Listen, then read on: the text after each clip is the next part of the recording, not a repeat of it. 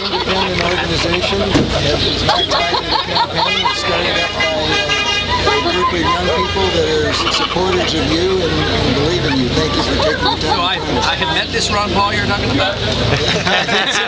No good. I think so. So, is this the first time in your long career as a congressman and a doctor that you've ever had a rock concert thrown in your honor? I think I have to admit that is the case. That was a pretty boisterous group. A lot of enthusiasm. I think everybody's getting ready for tomorrow. A lot of enthusiasm has been here all night long. It's going on today over at the tent site. There were lots and lots of volunteers over putting up the tents. Have you been surprised by the level of excitement that young people have shown in response to your campaign? Pleasantly so. Way above and beyond what I ever expected. I always knew there were some, and I always knew the message was great and people would respond, but never to this degree. So it's very, very encouraging. So in many ways it has been out there and nobody's really been able to tap into it because obviously no one person can do this in one day or two or three. So it must have been smoldering out there, and I think it's sort of like I've come along and maybe lit a match. It's just come alive. I'm glad I'm a part of it. I'm glad that we have found the revolution. How have you and your relatively small campaign staff been able to integrate with all the things that seem to be going on in the country around you and supporting you?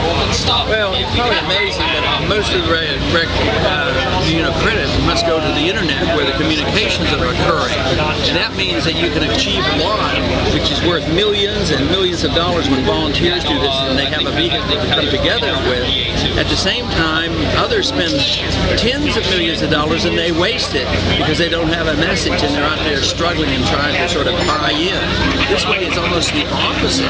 The enthusiasm and the belief in something generates the excitement, generates the energy, generates the volunteers, and you get these many millions of dollars worth of benefits. At the same time, the others, I think, waste their time and they waste a lot of work. What was it that caused you to decide to make this very difficult and challenging run for president after many years in Congress? Why now? What brought it forth? It wasn't one thing.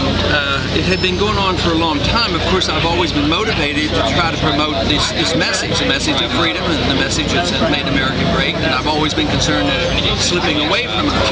But I would say in the last 2 or 3 years, many people have been writing to me and calling and emailing and saying, do this, run for the presidency.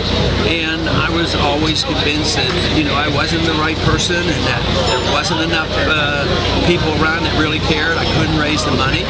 So I was always very, very reluctant. And even up until 6 or 7 months ago when I made the decision, I was very reluctant, but responded to these requests with the idea at least I will test and find out.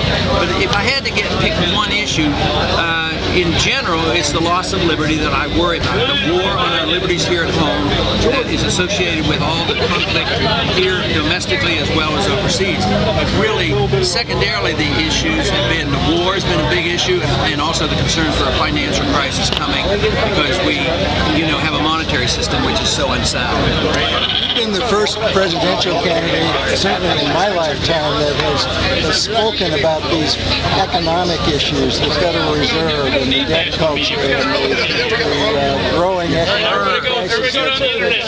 How is those economic issues resonating with the audience that you're speaking to? I've always believed that the people knew and understood the money issue more than Washington had either understood or wanted to understand. Those who were in charge, those who like to promote it, they see how wealth can be transferred and you can promote big government through that. Few of them knew. And I always knew that people knew and understood it, but not as much as I have found out. Because the average person, even in the crowd tonight, they know and understand it and respond to my talking about the destruction of money. And even now we're currently in a financial crisis. And I mentioned tonight that they had to print and create $130 billion this week just to hold the markets together. But if the problem is that we have too much paper money and too much inflation out there, you can't save the paper money by printing more paper paper money. It makes no sense. It reassures the markets for a short period of time, but it makes our problems worse in the end. Ron Paul, I know you've had a very long day. Thank you so much for taking the time to visit with us, and very best of luck tomorrow. Thank you very much. All right. Thanks, Ron. All right. All right.